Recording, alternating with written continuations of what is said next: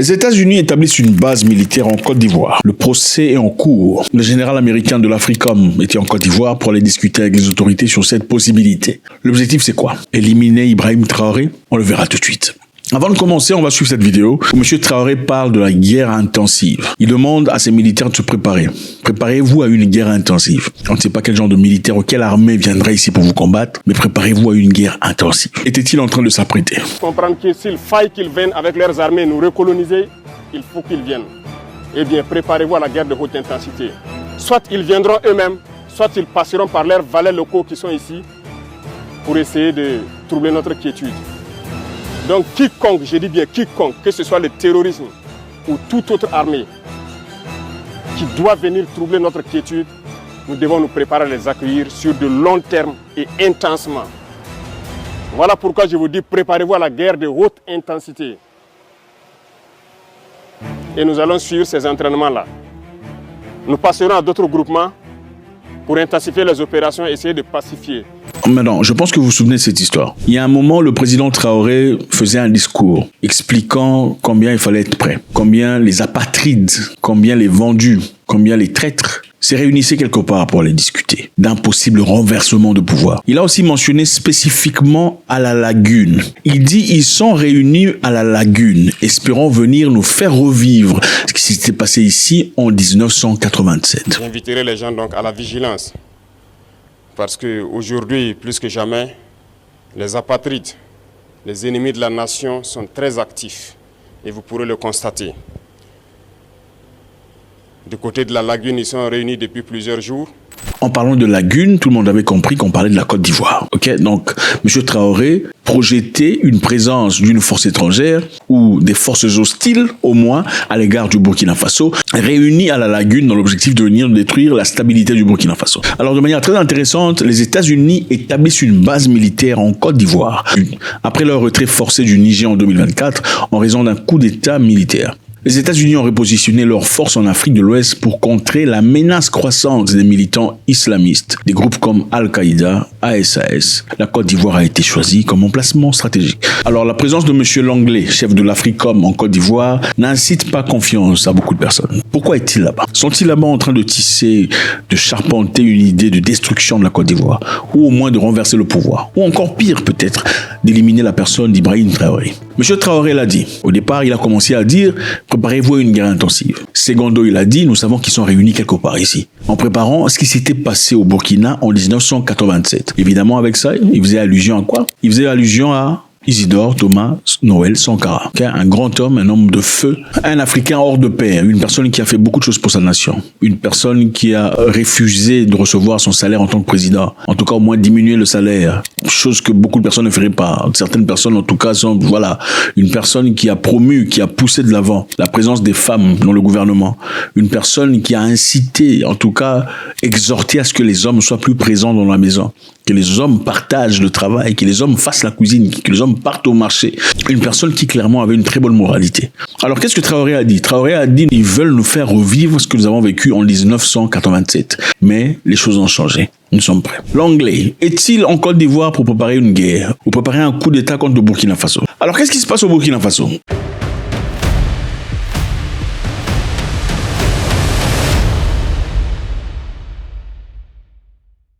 Les États-Unis ont choisi la ville d'Odiéné, située au nord-est de la Côte d'Ivoire, près de la frontière avec le Mali et le Niger, comme site de base. Cet emplacement est stratégiquement positionné pour surveiller et pour répondre aux menaces sécuritaires de la région du Sahel et du golfe de la Guinée.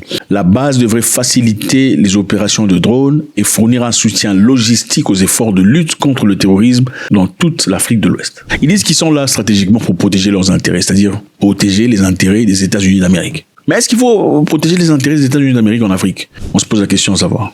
Ce qui est important à tirer ici comme leçon est quoi? Monsieur Langlais, le voilà, en train de discuter au Sénat américain. Qu'est-ce qu'il disait? Dans le Sénat américain, il disait Ibrahim Traoré et son groupe sont là pour leurs intérêts personnels. Ils ont formé des coalitions avec la Russie et la Chine pour s'enrichir et se garder au pouvoir. C'est ce que M. Langlais a fait. Et en disant cela, il avait complètement ignoré le travail que Traoré est en train d'abattre actuellement au Burkina Faso. Je sais pas. Les Burkina Faso ou les Burkinabés frères qui sont là. M. Traoré ne fait rien. Il faut nous dire peut-être qu'on nous trompe. C'est de la propagande alors. Parce que voilà, enfin, les Américains, ils se trompent jamais, n'est-ce pas? Donc nous, on veut savoir. Non mais attendez, confirmez quand même ce que M. Langlais est en train de dire. Puisque les Américains ne se trompent jamais. M. Traoré ne fait rien. Hein. Ou bien les tomates là qu'on voit, les routes et tout le bazar. Enfin, regardez cet immeuble ici. L'immeuble ici, on dit que c'est à Ouagadougou. C'est vrai ou pas? Confirmez un peu si cet immeuble est construit avec le projet de M. Traoré. M. Langlais a dit qu'il faut faire tout pour débarrasser cette partie du monde de cette présence, de ces personnes qui sont en train de nuire aux intérêts américains. C'est aussi simple que ça. Maintenant, la question qui se pose, la présence de l'anglais en Côte d'Ivoire, c'est pour seulement les entraînements, comme on le dit ici, ou bien c'est pour autre chose? En outre, les États-Unis ont renforcé leur coopération militaire avec la Côte d'Ivoire par le biais d'exercices d'entraînement conjoint et de soutien en matière d'équipement. C'est-à-dire les Américains soutiendront la Côte d'Ivoire en matière d'équipement. Parce que bon, je vois mal la Côte d'Ivoire soutenir les États-Unis en matière d'équipement. Ça sera de l'autre côté, n'est-ce pas? Ensuite, en 2024, Africom a alloué plus de 65 millions de dollars d'aide militaire à la Côte d'Ivoire, en se concentrant sur les initiatives de lutte contre le terrorisme et de sécurité frontière. 65 millions de dollars a été payé depuis Africom à la Côte d'Ivoire. Et quand on parle de Côte d'Ivoire, c'est pas la population. Ce n'est pas toi. Toi, tu n'as pas d'argent, tu es pauvre dans ton coin et on t'aime comme ça. Tu es comme nous. Quand on parle de la Côte d'Ivoire ici, il s'agit évidemment du leadership, n'est-ce pas? 65 millions de dollars. Bon, on essaie de comprendre. Est-ce que l'objectif est simplement de faire des exercices militaires sans objectif final? La CEDEAO s'est élevée à un certain moment dans l'objectif d'aller combattre le Niger. Et on a vu quel président s'est élevé, disant nous sommes prêts. Nous avons le logistique, nous avons l'argent, nous avons tout ce qu'il faut pour aller renverser ces gens. Deuxièmement, les Américains disent que leur présence en coopération avec la Chine et la Russie nuit aux intérêts américains. Troisièmement, le Niger a demandé aux Américains de quitter après avoir demandé aux Français. Ils ne s'y attendaient pas, d'accord? Ils pensaient que les Français seraient partis et puis voilà. Ils ont essayé de venir négocier avec les Nigériens en envoyant des envoyés spéciaux sans nécessairement s'annoncer. Le Niger a refusé, en tout cas l'autorité suprême a refusé de les recevoir. Ils étaient obligés de quitter. Ils ne pouvaient pas faire la guerre. Je vous rappelle encore une fois qu'il y a un monsieur qui avait dit que pourquoi nous avons quitté le Niger. U.S. president would do, say that C-130s are on their way to Niger today with the water and the medicine and the food our troops need, that they will have a full fighter pilot escort there. And if the Nigerian government or any other third world thug tries to even turn on their air defense systems, we should show those leaders and those thugs what the target package looks like on their houses and their family members, because it should not be Americans that are suffering because President Biden and Blinken are... Un vrai président devrait partir bombarder ces pays de merde, ces pays de républiques bananières. Si quelqu'un ose ouvrir sa bouche, on le bombarde, on le détruit. C'est ce qu'il avait dit. Est-ce que cette idéologie est finie? D'accord. On quitte le Niger, on nous a demandé de partir. On ne pouvait pas rester de force parce que ça aurait paru bizarre. Okay? Quelqu'un vous demande de quitter son pays, tu ne te forces pas. Ensuite, il fallait trouver un endroit où se positionner. Ils se sont positionnés où? En Côte d'Ivoire et au Bénin. Alors, est-ce que la colère là est finie? La colère d'être chassé. Vous savez ce que c'est? La colère d'être chassé. On t'a chassé. Si on te chasse, qu'est-ce que tu fais généralement? Pour beaucoup de personnes, quand on leur demande de partir, ils souhaiteraient que tout se casse après leur départ. Pourquoi? Pour que, même dans leur conscience, ils se justifient. La raison pour laquelle les choses marchaient, c'est parce que j'étais là. Beaucoup d'employés sont comme ça, hein. Ils quittent un business, ils veulent voir que le business tombe en faillite, se détruise, tout le bazar. Ah, c'est d'ailleurs moi qui travaille, c'est comme ça. Est-ce que vous pensez que les Américains sont différents? Sont-ils contents de quitter le Niger pour aller se situer ailleurs sans essentiellement faire payer? Puisque bon, nous connaissons l'histoire. On sait qui aime faire payer à qui. Alors, les entraînements qui se font là. Donc je recommence. Nous avons le Niger qui demande aux États-Unis de quitter. Nous avons la CEDEAO qui se prépare à aller attaquer le Niger. Nous avons Ibrahim Traoré qui annonce qu'il se prépare quelque part à la Lagune. Nous avons le général Langlais qui critique le Burkina Faso. Nous avons finalement le général Langlais à la Lagune.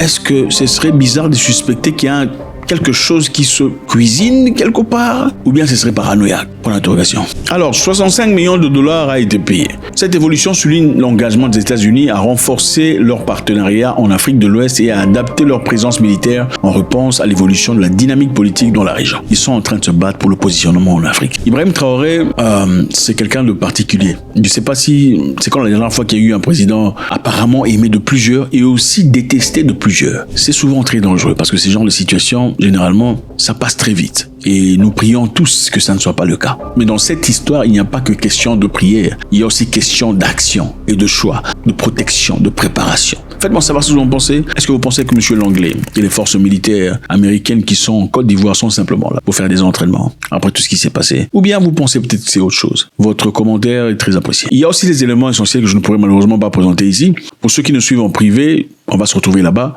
Si vous n'y êtes pas, vous cliquez sur Join, allez nous retrouver de l'autre côté, comme ça on pourra discuter avec beaucoup plus d'emphase. God bless.